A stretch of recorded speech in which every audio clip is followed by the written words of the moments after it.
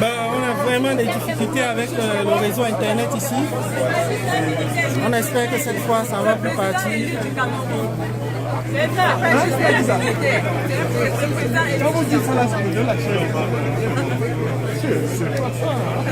On va repartager.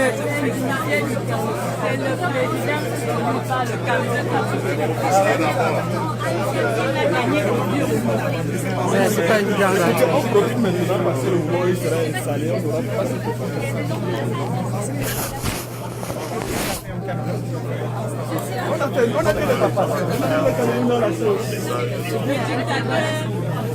Mince, allez-nous.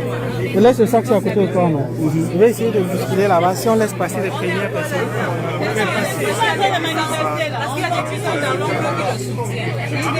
Oui, voilà des combattantes qui expliquent ici ce qui se passe au pays. Un autre. Essaye de sortir chez toi, on va te. Au service de sécurité de l'UQAM, de l'Université du Québec à Montréal. Oui, on attend toujours, on espère qu'on aura des places assises à l'intérieur. Continuez de partager, on s'excuse tout à l'heure pour la coupure. Soyez-en sûrs, on ne va pas quitter. Si ça se coupe, on revient après parce que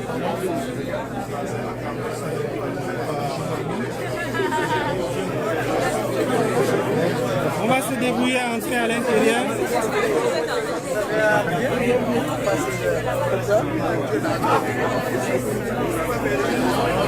Voilà.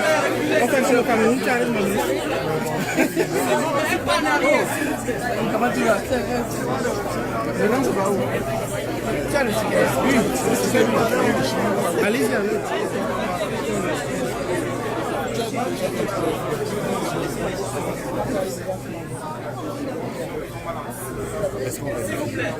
Oui, Marc, on essaie d'aller à l'intérieur, on essaie d'entrer, mais c'est pas facile.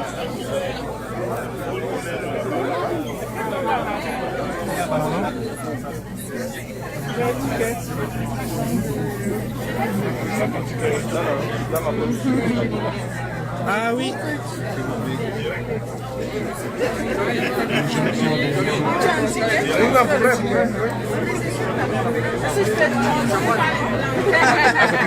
Laissez les gens faire le ticket.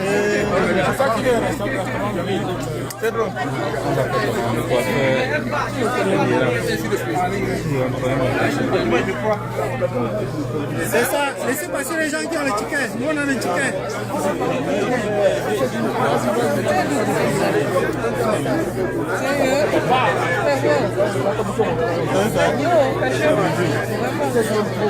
C'est vrai, j'ai vu comment tirailler.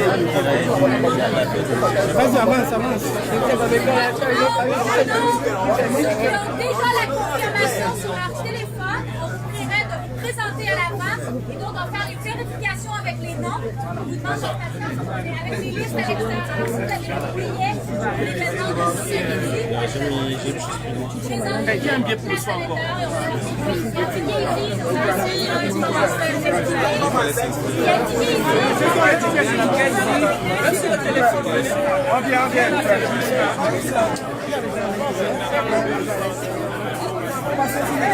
Moi, c'est que les gars, à l'aéroport, hier, on nous a dit qu'on pouvait rentrer sans le ticket. Moi, je savais que c'était ça.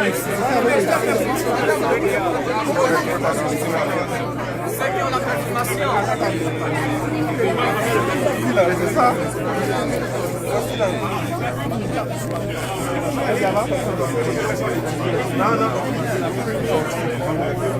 Oui, nous sommes toujours dans l'attente.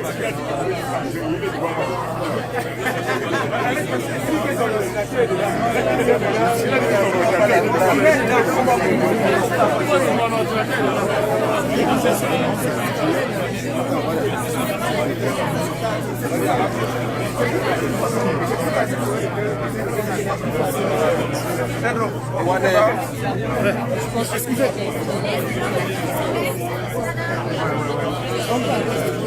Vas-y, tu as le ticket. Oui, ici. Les étudiants. Vas-y, avec ton ticket. merci. Laissez-moi passer. Laissez passer le journaliste. Pardon. Pardon. On recule, s'il vous plaît. On recule. Madame. Non, s'il vous plaît, madame. Oui, est-ce que vous avez votre confirmation d'inscription? Non, ce n'est pas ça, je suis désolée. S'il vous plaît, madame. Ça prend un code événement. Reculez, s'il vous plaît, s'il vous plaît, s'il vous plaît. Alors.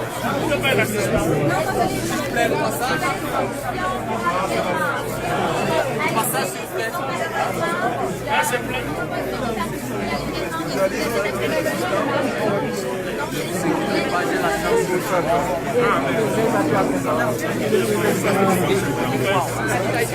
Tu insistes un moment, quand il va Non, je n'ai pas la confirmation.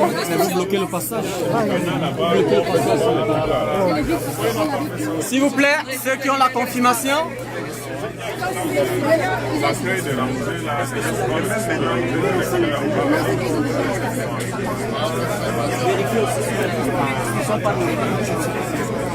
L'événement moins mais je sais plus la couleur.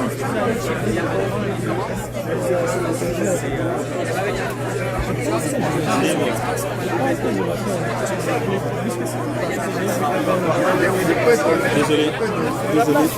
Pourquoi le monde est là?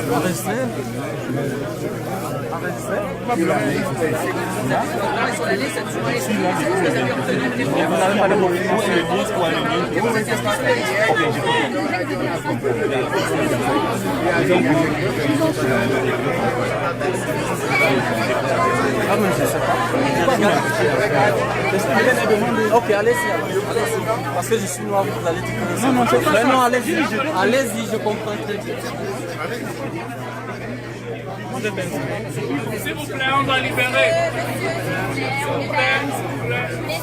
Je vous demande de libérer. Madame, là, n'est pas ouvrir la vraie chambre. J'ai demandé par là.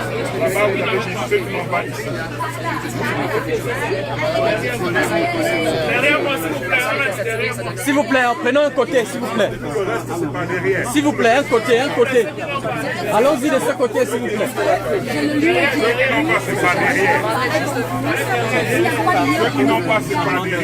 Regarde, tu vois, ça c'est la page officielle de Matin Taji. S'il te plaît, nous on a plus de 1000 personnes qui vont se connecter tout à l'heure. Il faut vraiment que je... Le Matin Taji, On va donner l'occasion aux gens d'entrer. Ceux qui sont d'accord. Si vous allez, on est à 700. non, il n'y a pas de souci. Ok. S'il vous plaît, libérez un peu, libérez. Même le président va passer. Libérez le passage, s'il vous Libérez le plaît. passage, s'il vous plaît. Par là-bas. Allons-y d'un côté, s'il vous plaît.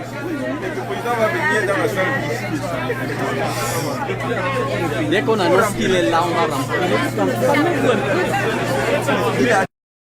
La confirmation. Bien sûr. Combattant. De paix. Confirmé.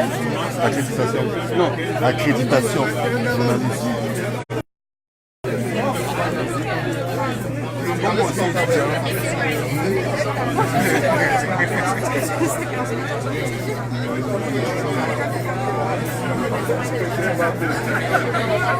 Ouais, Bertrand. Ismaël. Bertrand. Yonzou, elle est en Alberta, elle n'est pas ici dans le Québec. Bertrand.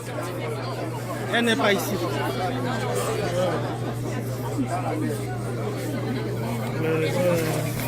À l'intérieur, là, il Il n'y a pas de billets last minute. Allez-y, s'il vous plaît. oui, désolé.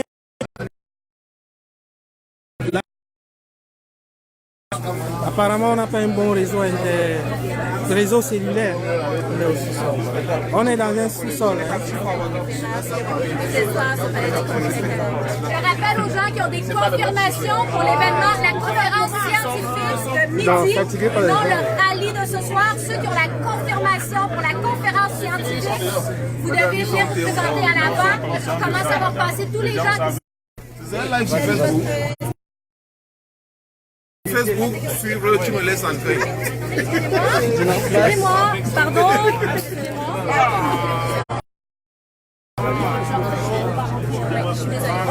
Malheureusement, ce ne sera pas possible de rentrer. On vous demande de reculer et d'aller à l'événement de ce soir si vous souhaitez entendre M. Camteau.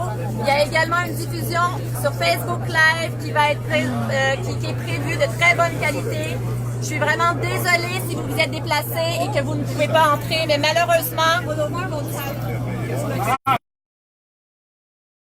Est-ce que vous pouvez vous écarter pour qu'on puisse... Il y a le vrai à côté. Mais est-ce que c'est plein d'abord là-bas? Si quelqu'un veut pas entrer, il nous laisse entrer. Laissez-nous entrer là-bas. On va Facebook. On va voir comme ça. Là-bas, comme il laisse entrer, non? Vous êtes en train de patienter. Il y a des places de libre pour les gens non inscrits. Ouais, on est désolé là pour le réseau internet qui est perturbé. Nous allons entrer dans la salle. C'est complet de ce côté, s'il vous plaît. Mesdames et messieurs, il y a encore des inscrits ici. Il y a des inscrits. si vous n'êtes pas ici, nous allons... C'est quoi la pression là, non? Tout dit que vous ne mettez pas côté le critère. Ne me poussez pas. Les Camerounais. Attendez d'abord. On a 15 ans à côté, allez là-bas. Arrête, on va les pieds là. Doucement les gars, doucement. Doucement les gars, doucement. Deux rangs. Mettons deux rangs. Vous voyez toujours les gens sont en train d'arriver. Deux rangs les gars, deux rangs.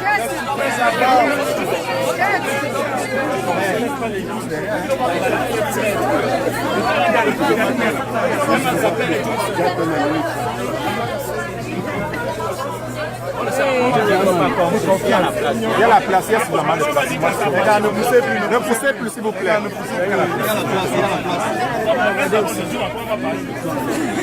Ils sont en train de progressivement. Il y a la place. Il y a la place.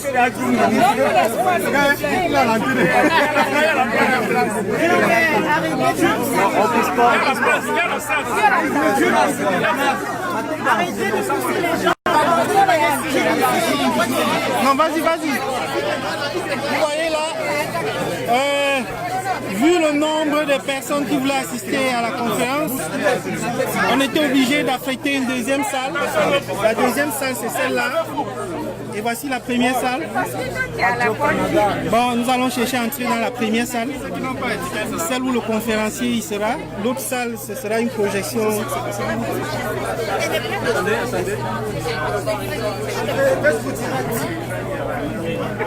Oui, Jean-Marie Florian Zana, toi qui dis que c'est une association des Bamileke de Montréal là. J'aimerais te demander, le monsieur que tu vois debout là, est-ce que c'est un Bamileke? Est-ce qu'il a la tête d'un Bamileke? Ben, je suis désolé pour toi. Ce sont des combattants qui sont là. Jusqu'à la gare. Jusqu'à la gare. Mais tu lui qu'on s'en fout. On est fiers d'être Bamileke de toutes les façons. Ah oui. Bamileke, c'est pas Cameroun. C'est ça. C'est ça. Bientôt, on va payer pour avoir les noms de Bamileke.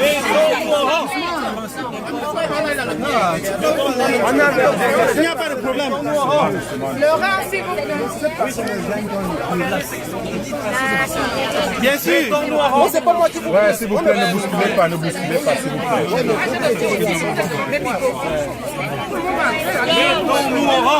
Qu'est-ce que tu fais?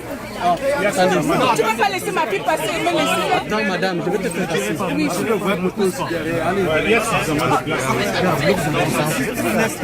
Mais lâchez-moi le coup. Depuis... Chef. attends, tu vas entrer. Mais je ne peux pas. Attends, elle va entrer, tu vas entrer. Ce n'est pas moi seulement. C'est une page. Je ne ferme pas. Faites le rang, vous allez entrer. Regarde, depuis on dit le rang, ils sont en rang. Le rang a commencé à tourner comme ça. Depuis 3 semaines, les étudiants qui attendent le soir, c'est chef. Non, je vais fermer. Si on ne fait pas le rang, on n'entre plus. Chef, je suis en rang depuis. Hey. Attends. S'ils ne font pas le rang, ils n'entrent plus. C'est fini. Faites le rang. Voici 2 rangs. Depuis on dit en rang. Je veux vous faire entrer, mais vous d'abord. Oui. Ah, président Borrell, merci beaucoup. Nous, on est déjà en place. On cherche à entrer. D'accord. Malheureusement, on ferme la porte. Avec billet de Scotiabank. Man, s'il te plaît. Non, vous faites le rang, sinon vous n'entrez plus. Mais va le rang, non? Oui, Reculez un peu en arrière. Le rang est ici, mon ami. Le président est déjà là, on va faire la Faites le rang, faites le rang. Non, faites le rang. Il y a une salle vide à côté. Je sais, mais faites le rang. Non, faites le rang.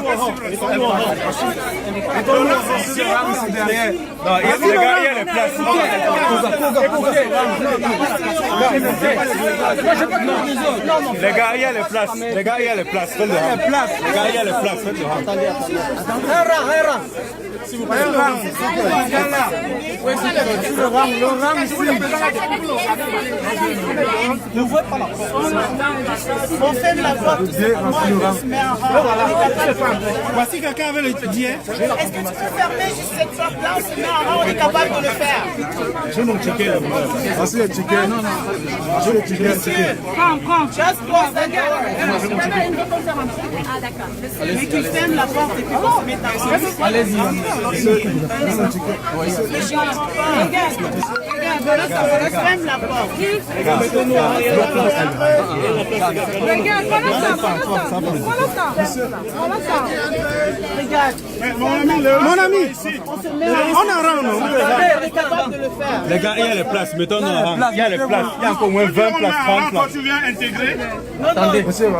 Je viens intégrer. Depuis le matin, je suis là. Il y a le rang ici. Regarde, nous sommes tous des frères. Moi, je veux que vous entrez. Mais attendez, vous savez, il y a le rang ici. Faites un rang. Prends les gens d'ici. Nous sommes que trois ici. Hein. Le rang, c'est pas là, c'est pas derrière la porte.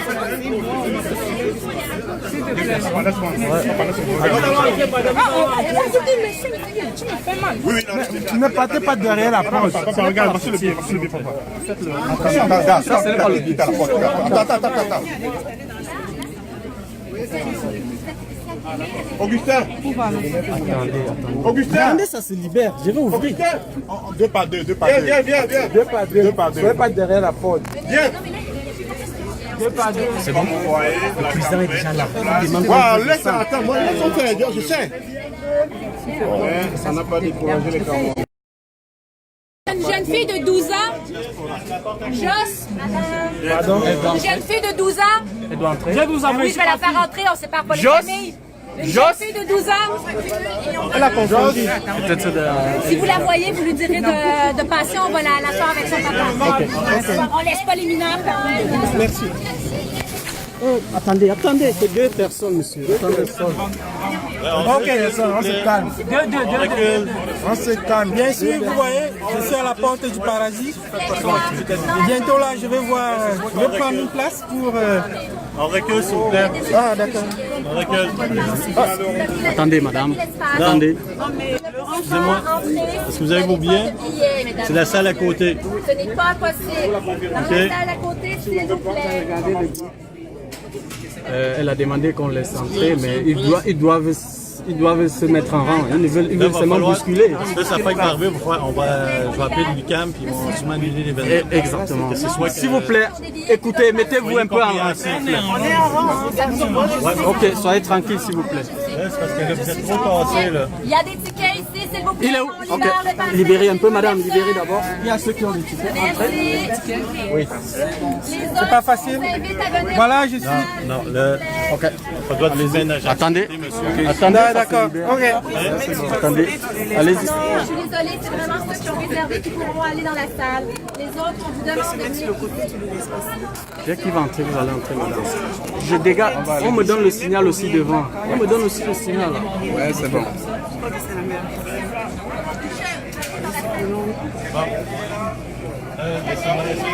Monsieur Carto est là, Libérez. Allez-y. le passage. Madame était là avant. Non, non, c'est pas si ma pousse. On dit, monsieur Cancela. Non, non, s'il vous plaît.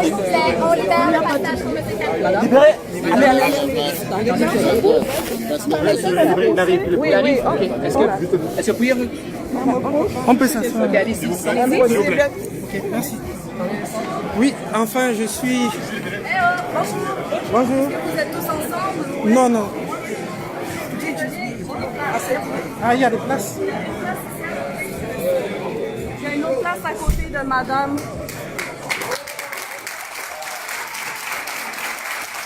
Ah, pardon, reste un peu. Oui. C'est l'arrivée du professeur.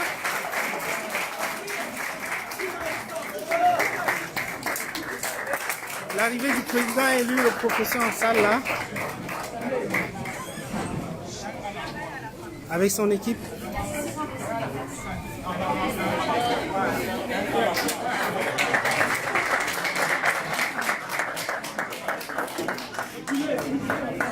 Reculez, pour faire la porte. Reculez.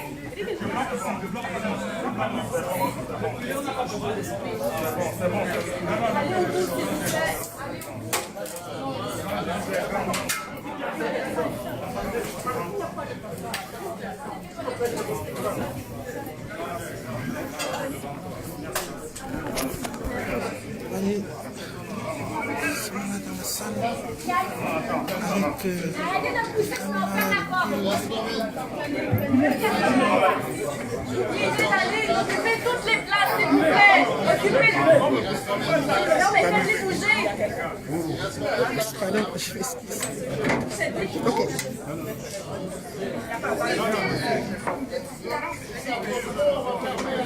On va fermer la porte.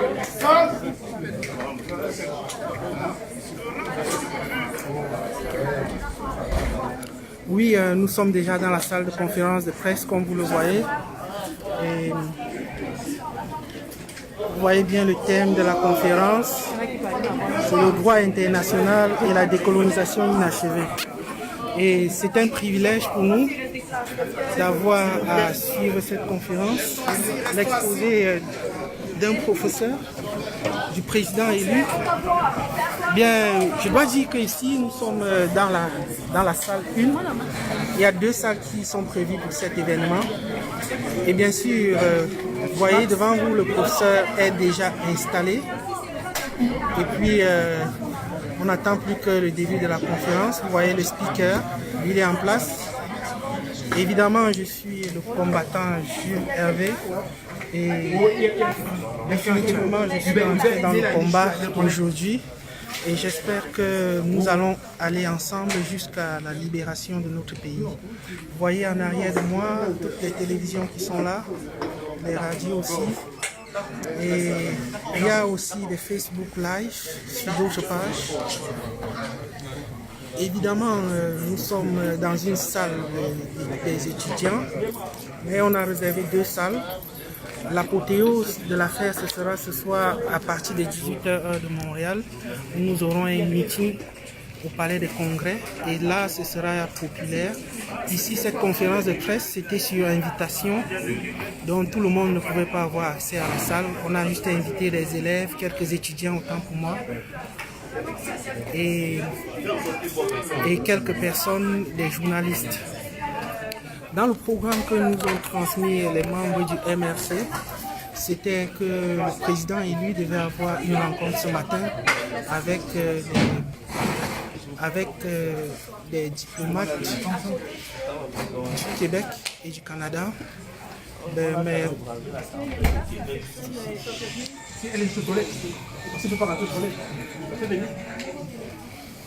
évidemment,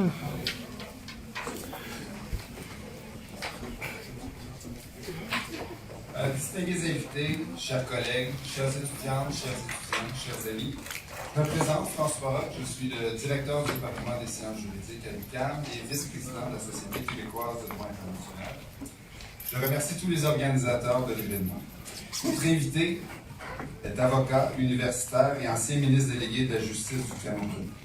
Grand internationaliste et figure marquante du droit international contemporain, le professeur Kemto dirige depuis 2012 le principal parti d'opposition de son pays, Donc, c'est à la fois un grand juriste, mais aussi un homme politique, comme vous le savez.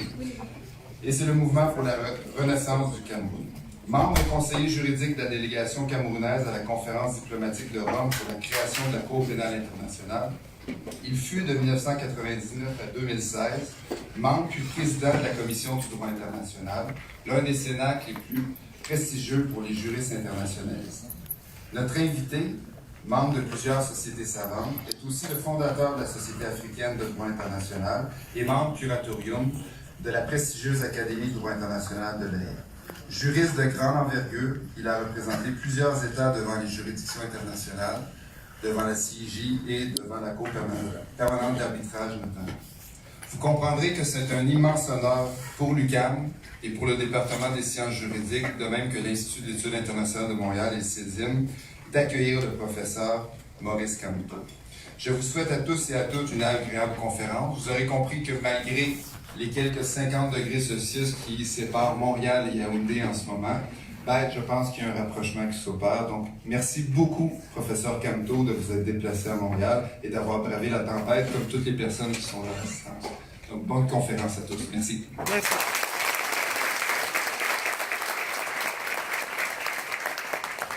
Vous avez le propos introductif du speaker. Et maintenant, la parole C'est bref. Mon nom est Olivier Barsalou. Je suis professeur au département des sciences juridiques et aussi directeur du Centre d'études du droit international et mondialisation, le CEDIM. Tout d'abord, je tiens à vous remercier d'être venus si nombreux, si nombreuses et avec autant d'enthousiasme. Ça fait extrêmement plaisir de voir une salle remplie par tempête de neige à l'UQAM. Donc, merci à vous, public, de vous être déplacés. À titre de rappel, à souligner que l'IEIM et les techniciens à l'arrière vont capter l'événement aujourd'hui, donc une captation vidéo et sonore, et l'événement sera en Facebook Live, et diffusé donc simultanément donc sur Facebook. Et je vous invite à vous restreindre dans l'usage de vos caméras. Donc, et la vidéo de la conférence du professeur Kamto sera aussi disponible en ligne très prochainement. La présentation du professeur Kamto sera suivie par une période de questions. L'événement devrait se faire durer 90 minutes environ et s'est terminé vers 15h30. Qui est prévu au Palais des Congrès, donc pour ceux et celles qui souhaitent débattre et continuer le débat politique, je vous invite à rejoindre la rencontre ce soir au Palais des Congrès à Montréal. Avant de laisser la parole au professeur Kamto, je souhaiterais remercier un groupe spécial de personnes à l'IEIM, à l'Institut d'études internationales, sans qui, en fait, cet événement n'aurait pas lieu aujourd'hui. Je tiens à remercier du fond du cœur Caroline Doyon, directrice adjointe, Catherine Poulbourg. Oui. Bravo.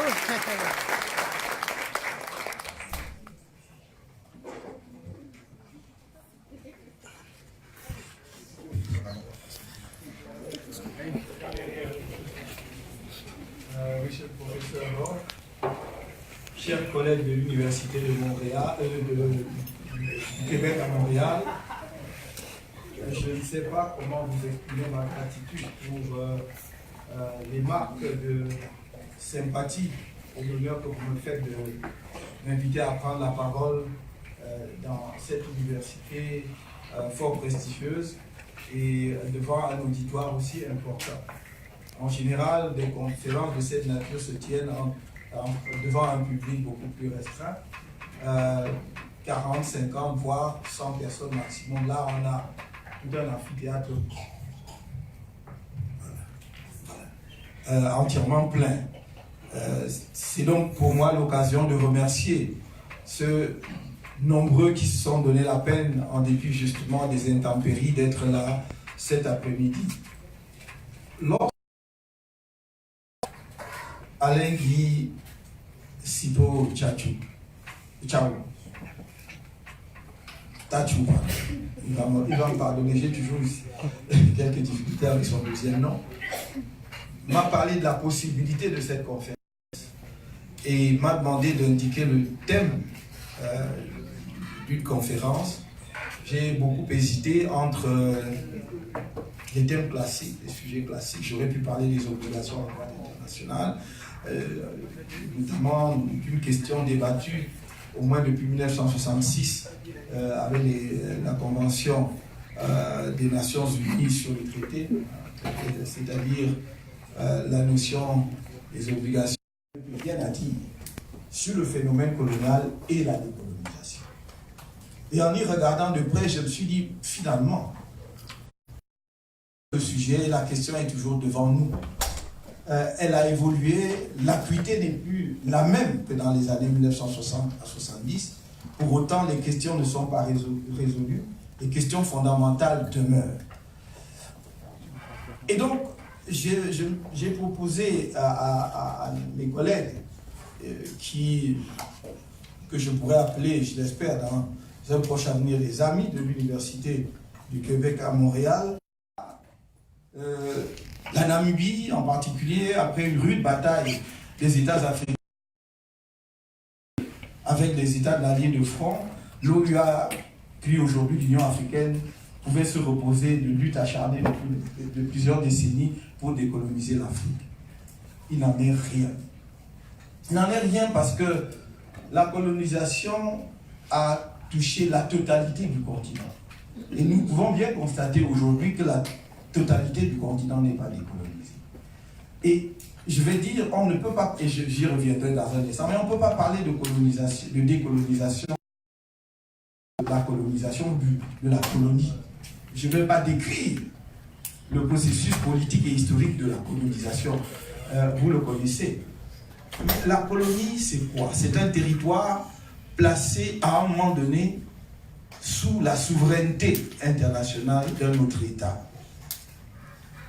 Donc, il s'établit entre ce territoire et les populations qui y habitent des liens de dépendance par rapport à juillet 1884, le traité qui marque la présence coloniale à territoire camerounais est signé, je dois le rappeler, est signé entre les firmes commerciales, la firme Foreman et les chefs camerounais, les chefs, voilà. Donc comment est-ce que cet accord commercial devient un traité international? Parce que le représentant de l'empereur allemand, Nachtigal, qui est en Afrique du Nord, fait le voyage à Douala pour, par sa présence, transformer un acte, j'allais dire, de droit, qu'il y avait entre les territoires et les chefs locaux et les États européens déjà développés, vont introduire une nuance dans le régime du protectorat en distinguant le protectorat du droit interne du protectorat du droit international. Et on va dire, le traité entre les chefs indigènes et l'Allemagne était un protectorat de droit interne. Autrement dit, le Cameroun était placé sous le régime du droit interne allemand, ce n'était pas un traité international. Mais c'est une, excusez-moi, c'est une fumisterie. Il ne peut pas y avoir deux régimes de traité. Si vous dites que c'est un traité conclu entre des souverains, peu importe la taille du souverain, peu importe sa puissance, ce n'était pas un problème de puissance, c'est un problème d'entité juridique. Les chefs locaux Douala n'étaient pas sous la domination d'une autre puissance. Ils l'ont signé en tant que traité avec la puissance allemande. C'est pourquoi il s'agit d'un authentique traité de droit international. Comme il s'en est signé des milliers sur la côte occidentale africaine, il y en a eu 3000 de la sorte. Donc je voudrais insister là-dessus, sur ce phénomène de distinction entre le protectorat et le régime de la colonisation. Parce que lorsque vous avez un territoire sous le régime de la colonisation, les règles qui s'appliquent ne sont pas tout à fait les mêmes.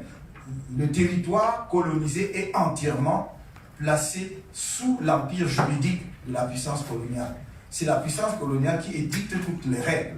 Alors que le territoire sous protectorat est, en ce qui concerne le Cameroun, lorsque le régime international va s'installer avec le mandat et la tutelle, le mandat sous la SDN, la tutelle sous l'Organisation des Nations Unies, ce seront des règles prises par la puissance coloniale, mais sous le contrôle de la Société des Nations qui a duré brièvement, ou de l'Organisation des Nations Unies pour ce qui est de la tutelle. C'est important de dire cela. Pourquoi? Et voilà la colonisation. Pourquoi? Parce que la colonie va évoluer généralement vers un régime de souveraineté internationale de l'entité coloniale, soit sous la poussée des populations coloniales, soit sous la contrainte ou l'évolution du contexte et du droit international. Et donc va intervenir ce qu'on appelle la décolonisation. La décolonisation est un processus mais qui en droit international apparaît comme un moment précis, fixe, j'y reviendrai. Un processus, pourquoi? Parce que généralement les populations vont pousser la puissance coloniale à leur rétrocéder leur souveraineté internationale ou à partir, donc pour leur permettre de s'occuper de leurs propres affaires. Du point de vue du droit international, la décolonisation renvoie en quelque sorte à un instantané juridique. La décolonisation commence le jour de l'application de l'accord de décolonisation qui fixe une date. Et c'est pour cela que vous allez voir que dans chaque pays entièrement colonisé, il va avoir une date de l'indépendance. Ce n'est pas banal. Le Cameroun est indépendant 1er janvier 1960. C'est à compter de cette date que le Cameroun devient un État souverain au sens du droit international. C'est l'instantané juridique basé sur ce que l'on appelle l'outil possidetis iuris. Tout le monde sait parfaitement que les États ne sont pas égaux. Mais en disant qu'ils sont égaux, ça nous simplifie la tâche, ça nous simplifie la vie. Et on dit qu'un petit État a les mêmes droits qu'un grand État. Mais bon, on sait parfaitement qu'ensuite, le grand État peut exercer sa puissance, sa pression ou d'autres formes de contraintes sur l'État moins puissant pour obtenir ce qu'il veut. Mais ça arrange le juriste de faire comme si tout le monde était égaux. Donc de la même façon, on va faire comme si, à la date de l'indépendance, c'est ce jour-là que tout commence, comme par miracle. La personne qui hier était Premier ministre d'un territoire colonial devient le lendemain président d'un État indépendant. Allez, comme ça. Or, qu'est-ce qui se passe? Et c'est là que c'est intéressant. La même personne qui la veille n'était pas un chef d'un État, le lendemain devient un chef d'un État et peut donc signer des traités et accords pour le compte de cet État. Mais des traités et accords qui engagent cet État sur le plan international comme si c'était un souverain qui était là depuis longtemps. Vous voyez donc, dès le départ, j'allais dire, il y a un vice original.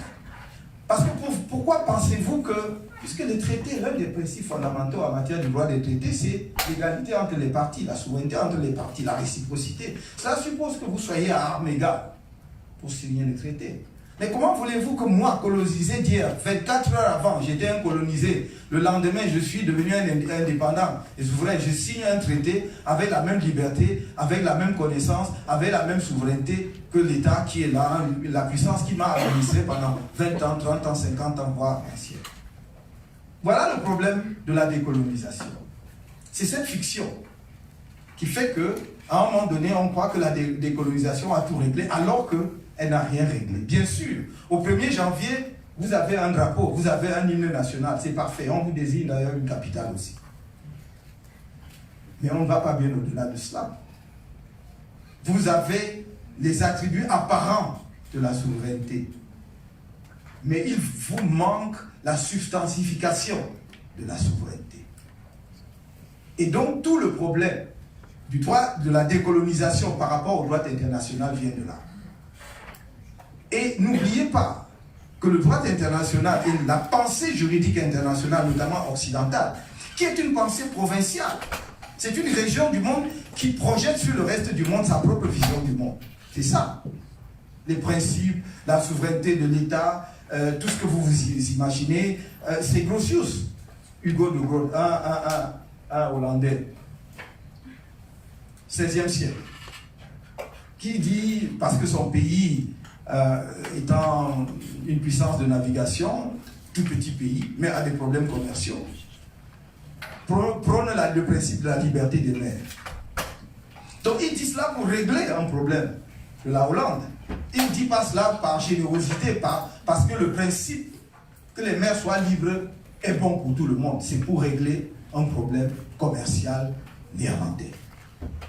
Et je peux citer plein d'autres principes comme cela. Et c'est ce principe qui projette sur le reste du monde et on dit c'est le droit international. Et donc il faut bien être conscient de la dépendance que nous avons vis-à-vis de la pensée occidentale par rapport au droit international. Si nous ne développons pas une vraie pensée critique par rapport à cela, on ne comprendra pas. Il faut questionner les principes. D'où viennent-ils? Pourquoi? Est-ce qu'ils sont encore pertinents et opérationnels aujourd'hui? Donc de la même façon, la colonisation va développer quoi? Le principe de la terra nullius. Terre vacante et sans maître. Terre n'appartenant à personne. Et vous allez arriver sur les côtes occidentales africaines ou orientales, peu importe. Et les gens sont dans leur village. Mais ils n'ont pas posté des armées partout pour voir celui qui empiète sur leur territoire. Et vous dites, je n'ai rencontré personne. Mais bien sûr, vous n'avez rencontré personne parce que ce n'est pas leur souci. Ils vont qu'à leurs occupations quotidiennes. Mais c'est bien leur territoire. Mais vous décrétez que c'est terra nullius. C'est une terre vacante, sans maître. Donc, j'en prends possession. Voilà la colonisation. J'en prends possession. Donc, le seul titre juridique que j'ai sur ce territoire, c'est la conquête. Le fait que j'ai pris possession un jour en déclarant que c'est un territoire sans maître. Et fort de ce principe que je me suis forgé, qui est un terme, comme vous voyez, c'est une expression du droit romain. Et d'ailleurs, le droit international, comme une grande partie du droit latin, doit beaucoup à Rome, l'Empire romain. Tout ce qu'on a, à 90% c'est du droit romain, interne d'ailleurs, pour régler les problèmes internes qu'on va transposer par adaptation au droit international.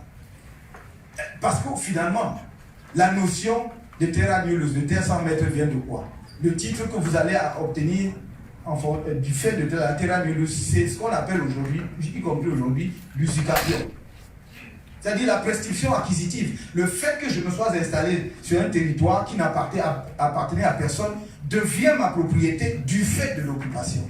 Mais je dis, dans le cas de l'Afrique, les territoires n'étaient pas sans maître.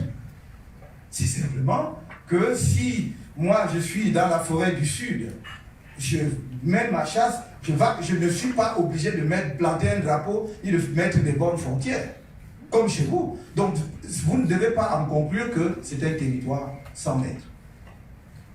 Donc on l'a fait. Donc à l'indépendance, donc on va prononcer cela. Et on va dire, la puissance coloniale a occupé un territoire qui n'appartenait à personne. Bon, maintenant, on a évolué, il va vous concéder l'indépendance, mais il va s'organiser pour que cette indépendance ne signifie pas la fin du contrôle sur ces territoires. Et vous allez voir que même l'aspect que l'on croyait acquis, c'est-à-dire la décolonisation territoriale, n'est pas terminée. À plus forte raison, le maintien des liens de dépendance, le maintien des liens de dépendance, qui fait que même dans la post-colonie, la colonisation continue encore. C'est autour de ces deux idées que je voudrais faire mon exposé très rapidement. L'inachèvement de la décolonisation territoriale et le maintien des liens de dépendance juridique dans la période post-coloniale. L'inachèvement de la décolonisation territoriale. Je vais juste vous donner quelques exemples pour illustrer cela. Premier exemple, la décolonisation, comment pourrais-je qualifier cela? La décolonisation débarras. C'est-à-dire que la colonie devient un problème, on veut s'en débarrasser et on ne se soucie pas trop de comment effectivement on s'en débarrasse. L'exemple typique, c'est le Sahara occidental. Territoire anciennement sous la domination de l'Espagne. Lorsqu'en 1974, de 1973 à 1974, l'Espagne décide de partir, l'Espagne n'organise pas les conditions de la décolonisation du Sahara occidental. L'Espagne se retire. Il est vrai que l'Espagne avait ses propres problèmes internes, sévères à ce moment-là, car le processus démocratique était en train d'émerger en Espagne. Et ils étaient beaucoup plus préoccupés de voir comment mettre un terme à cette période de dictature féroce qui avait vu. Oui, je m'excuse un instant, je vais chercher la batterie là. Je vais dans la deuxième salle.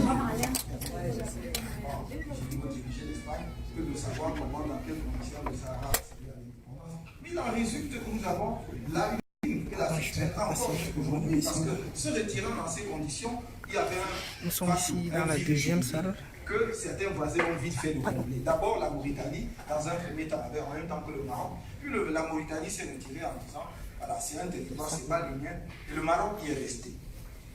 Et l'Assemblée générale va demander un avis consultatif sur le statut du Sahara occidental, qui va donner lieu dans ce fameux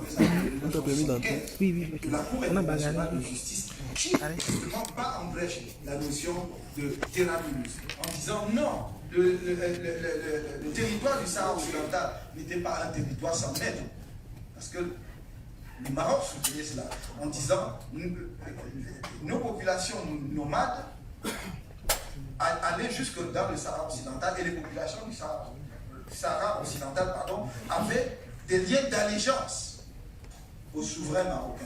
Et donc, le Sahara occidental est territoire marocain. L'avis consultatif de la Cour en a décidé autrement, en disant que ce n'était pas un territoire sans mètres. Il faut donc décoloniser le Sahara occidental, notamment par un référendum d'autodétermination. On en est là jusqu'aujourd'hui, puisque ce référendum n'a jamais été organisé comme vous le savez. Problème sur qui va prendre part au référendum.